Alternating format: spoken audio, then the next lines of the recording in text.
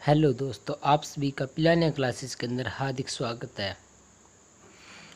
अपनी क्लास चल रही थी साइंस की, क्लास 10th की साइंस पढ़ रहे थे। उसमें अपने सेकंड चैप्टर चल रहा था अम्ल, क्षार एवं लवण। ठीक है, वहाँ पे अपने उदासीनीकरण अभिक्रिया तक लास्ट क्लास तक अपनों कंप्लीट कर चुके हैं। तो आज उसके बाद आगे कंटिन्यू करने जा रहे हैं। ठीक है दोस्तों, चलो आज की क्लास शुरू करते हैं। तो आज का अपना टॉपिक है कि पीएच स्केल। इन पीएच स्केल क्या है? पीएच स्केल क्या है?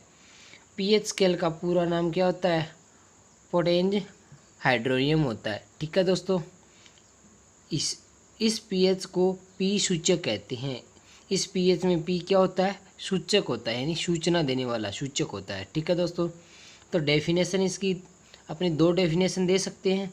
तो इसकी फर्स्ट डेफिनेशन है कि किसी विलयन में उपस्थित हाइड्रोजन आयन की सांद्रता ज्ञात करने के लिए जो स्केल काम में लिया जाता है उसे क्या बोलते हैं? पीएच स्केल कहते हैं। ये यानी कोई भी विलयन है उसमें हाइड्रोजन आयन की मात्रा यानी हाइड्रोजन आयन की सांद्रता ज्ञात करने के लिए जो स्केल अपने यूज करते हैं उसी स्केल को अपने क्या बोल देते हैं? पीएच स्केल बोल देते हैं। ठीक है दोस्तों, तो इसकी एक डेफिनेशन और है कि हाइड्रोजन आयन की सांद्रता के ऋणात्मक लघुगुणक को क्या बोलते हैं? पीएच स्केल बोलते हैं। तो आपको दो डेफिनेशन लिखा दी, जो आपको अच्छी लगे वो एग्जाम में आप लिख सकते हो।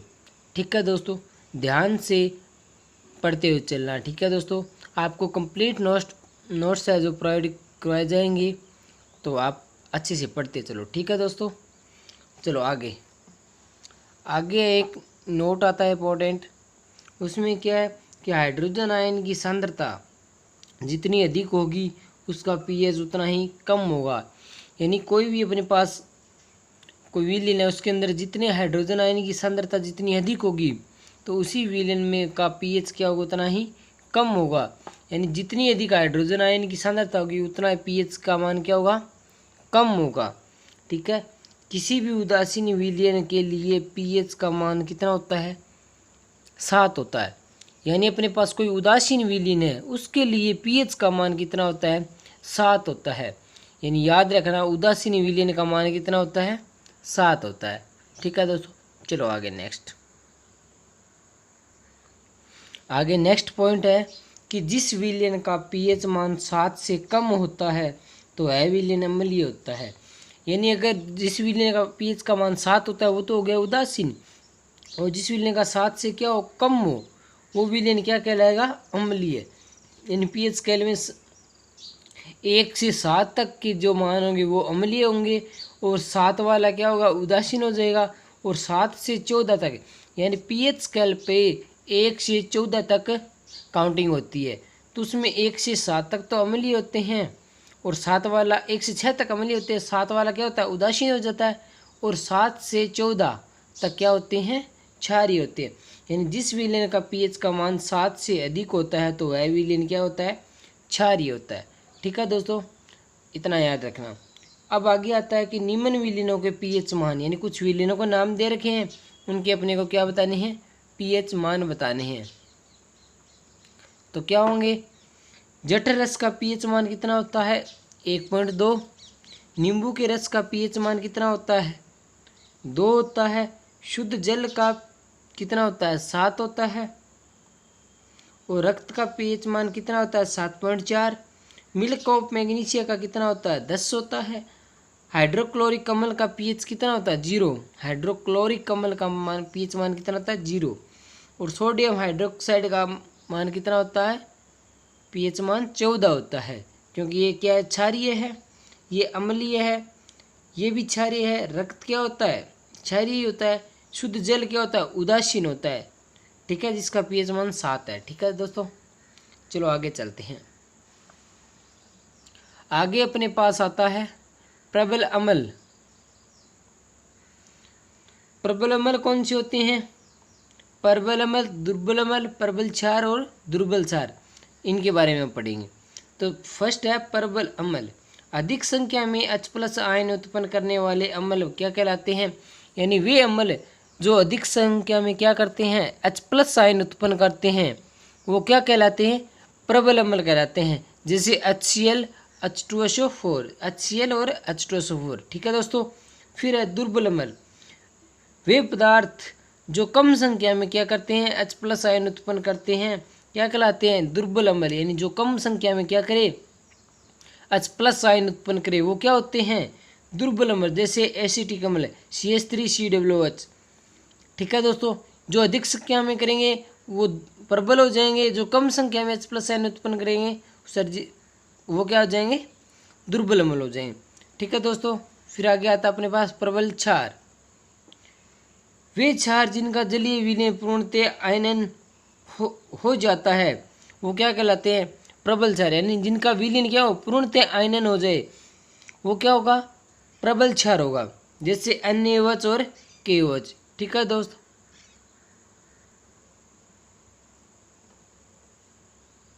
अब आगे अपने पास आता है दुर्बल क्षार, वे क्षार जो जलीय विलयन में पूर्णतः आयनित नहीं होते, वो क्या होते हैं, दुर्बल क्षार होते हैं। यानी वे जो पूर्णतः आयनित हो जाते हैं वो क्या होते हैं, प्रबल क्षार। जो पूर्णतः आयनित नहीं होते वो क्या होते हैं, दुर्बल क्षार होते हैं। ठीक है दोस्तों। जैसे NH4OH MgOH की होल ट्वाइस। ठीक है दोस्तों। आगे अपने पास नेक्स्ट टॉपिक आता है अम्लीय वर्षा। यानी अम्लीय वर्षा किसको बोलते हैं, वर्षा के जल के pH मान 5.6 से कम हो जाती है तो वह अम्लीय वर्षा कहलाती है। यानी जैसे वर्षा के जल का pH मान 5.6 से कम हो जाए तो वह वर्षा क्या कहलाती है, अम्लीय वर्षा कहलाती है। ठीक है दोस्तों। अम्लीय आगे आता है अम्लीय वर्षा के कुप्रभाव। यानी हमारे दैनिक जीवन में अम्लीय वर्षा के क्या क्या प्रभाव पड़ सकते हैं। तो फर्स्ट है अपने पास अम्लीय वर्षा का जल जब नदी में प्रवाहित होता है तो नदी के जल के pH का मान कम हो जाता है। ऐसी नदी में जलीय जीवधारियों की उत्तरजीविता कठिन हो जाती है। यानी जैसे ही अपनी जलीय अम्लीय वर्षा का जल अपनी नदियों में बहाएंगे तो नदियों में जो जीव जंतु रहते हैं उनका क्या होता है, जीवन यापन क्या हो जाता है, कठिन हो जाता है अम्लीय वर्षा के कारण। ठीक है दोस्तों। फिर नेक्स्ट है अम्लीय वर्षा के कारण संगमरमर से बना ताजमहल काला पड़ने लगा है, क्योंकि कैल्शियम कार्बोनेट वर्षा में उपस्थित अम्ल से क्रिया कर लेता है। यानी जो संगमरमर से ताजमहल बना है वही अम्लीय वर्षा के कारण क्या हो रहा है, काला पड़ रहा है, क्योंकि कैल्शियम कार्बोनेट है वो वर्षा के जल से क्या कर लेता है, क्रिया कर लेता है, इसलिए वो क्या होता है, अम्लीय वर्षा के कारण क्या हो रहा है, काला पड़ रहा है। ठीक है दोस्तों। आगे आता है दैनिक जीवन में pH का महत्व। दैनिक जीवन में pH का महत्व, यानी हमारे दैनिक जीवन में pH का क्या क्या महत्व है। हमारे शरीर का pH प्रास 7.0 से लेकर 7.8 के बीच कार्यशील रहता है। यानी हमारे शरीर का pH कितना होता है, 7 से लेकर 7.8 तक होता है। वर्षा जल का pH मान 5.6 से कम हो जाने पर उसे क्या बोलते हैं, अम्लीय वर्षा बोलते हैं। ये अपन ने पढ़ चुके हैं। ठीक है दोस्तों। फिर आगे आता है पौधों को एक विशिष्ट pH की मान की आवश्यकता है। यानी पौधों को भी क्या होता है, एक निश्चित pH मान चाहिए होता है। ठीक है। फिर है हमारा उदर HCl उत्पन्न करता है। यानी हमारा आमाशय क्या है, HCl उत्पन्न करता है। यह अम्ल हमारे उदर को हानि पहुंचाए बिना हमारे भोजन के पाचन में क्या करता है, सहायता करता है। अपच होने पर हमारे उदर में अधिक मात्रा में HCl उत्पन्न होता है, जिसे पेट दर्द जलन का अनुभव होता है। इसे मुक्त करने हेतु एंटीएसिड जैसे ये एंटीएसिड लिए जाते हैं। ठीक है दोस्तों। आगे नेक्स्ट है मुंह के pH का मान 5.5 से कम होने पर दांतों का इनेमल संक्षारित होने लगता है। ठीक है। फिर है मधुमक्खी के डंक मेथेनोइक अम्ल छोड़ता है। डंक मारे गए अंग में बेकिंग सोडा जैसे दुर्बल क्षारक के उपयोग से आराम मिलता है। यानी जैसे मधुमक्खी डंक मारती है तो वो क्या छोड़ती है, मेथेनोइक अम्ल छोड़ती है। ठीक है दोस्तों। आगे आता है कुछ प्राकृतिक अम्ल। ठीक है दोस्तों, वीडियो अच्छी लगे तो लाइक कर देना, शेयर जरूर कर देना और चैनल को सब्सक्राइब कर देना दोस्तों। ठीक है दोस्तों, और अच्छे से पढ़ते हुए चलना। आपको कोई भी डाउट लगे कमेंट करके पूछ सकते हो। ठीक है दोस्तों, चलो आगे आता है अपना नेक्स्ट टॉपिक कुछ प्राकृतिक अम्ल। यानी प्राकृतिक अम्ल कौन कौन से है। सिरका है, सिरके के अंदर कौन सा अम्ल पाया जाता है, एसिटिक अम्ल। दही के अंदर लैक्टिक अम्ल, संतरा के अंदर सिट्रिक अम्ल, नींबू के अंदर सिट्रिक अम्ल, इमली के अंदर टार्टरिक अम्ल, चिंटी के डंक में मेथनोइक अम्ल, टमाटर में ऑक्जेलिक अम्ल और नेट्रल के डंक में मेथनोइक अम्ल पाया जाता है। ठीक है दोस्तों, ये कुछ प्राकृतिक अम्ल थे। नॉर्मली ये पढ़ लेना, पूछ सकते हैं डायरेक्ट कि सिरका के अंदर कौन सा अम्ल पाया जाता है, इमली के अंदर कौन सा, चिंटी के डंक में कौन सा पाया जाता है, तो आपको फटक से याद होना चाहिए। ठीक है दोस्तों, अच्छे से पढ़ते हुए चलो। फिर आगे आता है साधारण नमक बनाने वाले पदार्थ। यानी साधारण नमक किस प्रकार बनाएं, तो आता है सोडियम हाइड्रोक्साइड से, इसे कास्टिक सोडा भी कहते हैं। यानी सोडियम हाइड्रोक्साइड क्या होता है, NaOH। इसे क्या बोलते हैं, कास्टिक सोडा भी बोलते हैं। इसका रासायनिक सूत्र NaOH होता है, ये रहा। फिर सोडियम क्लोराइड के जलीय विलयन में विद्युत धारा प्रवाहित करने पर यह वियोजित होकर सोडियम हाइड्रोक्साइड उत्पन्न करता है। इसे क्लोरोक्षार प्रक्रिया कहते हैं। ठीक है दोस्तों, यानी उदाहरण क्या हो गया, NaCl है, उसमें क्या करें, जलीय विलयन बना लिया, जल मिलाकर उसमें विद्युत धारा प्रवाहित करें तो क्या बनता है, NaOH, Cl2 और H2 बनता है। ठीक है दोस्तों, चलो आगे नेक्स्ट चलते हैं। आगे है उपयोग, यानी NaOH यानी सोडियम हाइड्रोक्साइड के उपयोग। बॉक्साइड के धातुक्रम में उपयोग होता है, पेट्रोलियम के शोधन में इसका उपयोग किया जाता है, प्रयोगशाला अभिकर्मक के रूप में उपयोग किया जाता है, और चौथा है साबुन, कागज और सिलक उद्योग में भी किसका उपयोग किया जाता है, सोडियम हाइड्रोक्साइड यानी NaOH का उपयोग होता है। ठीक है दोस्तों, अब आगे आता है अपने पास विरंजक चूर्ण। यानी विरंजक चूर्ण क्या होता है, इसका रासायनिक सूत्र CaOCl2 होता है। बुझा हुआ चूना CaOH की ऑल्टोआइज व क्लोरीन Cl2 की क्रिया से विरंजक चूर्ण का निर्माण होता है। यानी विरंजक चूर्ण का निर्माण किससे होगा, बुझा हुआ चूना और क्लोरीन की क्रिया से किसका निर्माण होता है, विरंजक चूर्ण का निर्माण होता है। ठीक है दोस्तों, फिर है इसका उदाहरण, यानी CaOH यानी बुझा हुआ चूना और क्लोरीन की क्रिया कराएंगे तो क्या बनेगा, विरंजक चूर्ण बनेगा। ठीक है दोस्तों, तो इसके आगे आते हैं उपयोग, क्या क्या इसके उपयोग हो सकते हैं। तो क्या क्या उपयोग होंगे, पीने वाले जल को जीवाणुमुक्त व रोगाणुमुक्त करने में, वस्त्र उद्योग में विरंजक के रूप में, प्रयोगशाला अभिकर्मक के रूप में, कागज उद्योगों में विरंजक के रूप में, कागज उद्योगों के विरंजक के रूप में। ठीक है दोस्तों, इसके बाद अपने पास आता है बेकिंग सोडा।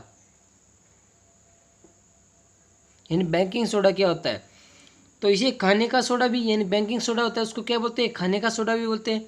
इसका रासायनिक सूत्र NaHCO3 होता है, NaHCO3 होता है। इसका रासायनिक नाम सोडियम हाइड्रोजन कार्बोनेट होता है।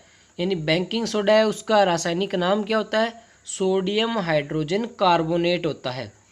इसे कच्चे पदार्थों में सोडियम क्लोराइड का उपयोग करके इसका निर्माण क्या किया जाता है, इसका निर्माण किया जाता है। ठीक है दोस्तों, जैसे NaCl प्लस में H2, ये NaCl का जलीय विलयन प्लस में CO2 प्लस NH3 क्या बनेगा, NaHCO3 सोडियम हाइड्रोजन कार्बोनेट क्या बन गया, बेकिंग सोडा, और प्लस में NH4Cl बन गया। अब इसी के भी उपयोग होंगे, इसके उपयोग क्या होंगे, स्वादिष्ट खस्ता पकौड़े बनाने में। यानी ये बेकिंग सोडा है या क्या है, खाने का सोडा है, तो इसका उपयोग लगभग आपको नॉर्मली पता ही है कि किस में होगा, खाने में ही होगा, स्वादिष्ट स्वाद के लिए। पेट की अम्लता को दूर करने में भी होता है, और अग्नि शामक यंत्रों में भी होता है। ठीक है दोस्तों, चलो नेक्स्ट चलते हैं। आगे आता है धोने का सोडा यानी धावन सोडा, धोने का सोडा।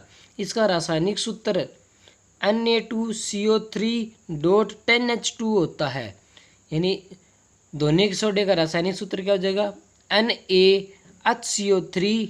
NaHCO3 यानी सोडियम कार्बोनेट .10H2 होता है। बेकिंग सोडे को गर्म करने पर जो सोडियम कार्बोनेट प्राप्त होता है, इसके पुनः क्रिस्टलीकरण से क्या बनता है, धोने का सोडा। यानी जो अपने पास सोडियम यानी जो अपने पास बेकिंग सोडा प्राप्त हुआ, उसको गर्म करने पर जो सोडियम कार्बोनेट प्राप्त होते हैं, उसका पुनः क्रिस्टलीकरण कर लेते हैं, तो हमें क्या प्राप्त हो जाता है, धोने का सोडा प्राप्त हो जाता है। जैसे सोडियम कार्बोनेट प्राप्त हुआ, उसका क्रिस्टलीकरण किया, क्या बन गया, Na2CO3.10H2O बन गया। ठीक है दोस्तों, अब आते हैं इसके उपयोग। उपयोग क्या क्या होंगे। इसका उपयोग कांच, साबुन एवं कागज उद्योग में होता है। इसका उपयोग घरों में साफ सफाई के लिए होता है। यानी धावन सोडा धोने का सोडा है, साफ सफाई में होगा, इतना तो आपको पता ही है। प्रयोगशाला में अभिकर्मक के रूप में, जल की स्थायी कठोरता को घटाने में। ठीक है दोस्तों, आगे आता है अपने पास लास्ट टॉपिक आता है अपने पास plaster of Paris. Plaster of Paris इसको क्या बोलते हैं, POP भी बोलते हैं, प्लास्टर ऑफ पेरिस। ठीक है, इसका रासायनिक सूत्र CSO4.12H2 होता है। POP का रासायनिक सूत्र क्या होगा, CSO4.12H2 होता है। जिप्सम को 373 केल्विन पर गर्म करने पर यह जल के अणुओं का क्या कर देता है, त्याग कर कैल्शियम सल्फेट अर्धहाइड्रेट हेमीहाइड्रेट बनाता है। इसे प्लास्टर ऑफ पेरिस कहते हैं। ठीक है दोस्तों, समझ गए। जैसे उदाहरण आ गया, CSO4.12H2O प्लस 1/1/2H2O गर्म किया कितने पे, 373 केल्विन पे, क्या बना, CSO4.2H2O। ठीक है दोस्तों, यानी इसको गर्म करने पे हमें क्या प्राप्त हुआ, ये रहा POP। ये विक्रिया इस तरीके से है, यानी इसको गर्म किया तो किस में टूट गया, POP के अंदर, ये में POP प्राप्त हो गया। ठीक है दोस्तों, फिर आगे इसके आते हैं उपयोग। उपयोग होता है भवन निर्माण में, दंत चिकित्सा में, मूर्तियाँ आदि सजावटी सामान बनाने में, और टूटी हड्डियों को जोड़ने में। यानी जब हड्डियाँ वगैरह टूट जाती है तो POP यानी प्लास्टर करते हैं, तो वो क्या होता है, plaster of Paris. Plaster of Paris वो किसका होता है, यही POP होता है। इसके अंदर जल मिला देते हैं तो ये कठोर हो जाता है, तो इसलिए डॉक्टर किसका उपयोग करते हैं, प्लास्टर ऑफ पेरिस का उपयोग करते हैं। ठीक है दोस्तों, यहाँ पे अपना सेकंड चैप्टर अम्ल, क्षार एवं लवण कंप्लीट होता है। ठीक है दोस्तों, किसी को कोई भी डाउट लगे कमेंट कर देना। नोट्स की PDF चाहिए तो आपको व्हाट्सएप नंबर, टेलीग्राम चैनल और व्हाट्सएप ग्रुप की लिंक है, मैसेज कर सकते हो, आपको तुरंत PDF मिल जाएगी नोट्सों की। ठीक है दोस्तों, और वीडियो को लाइक शेयर कर देना और चैनल को सब्सक्राइब कर देना और बेल आइकन को प्रेस कर लेना। ठीक है दोस्तों, थैंक यू।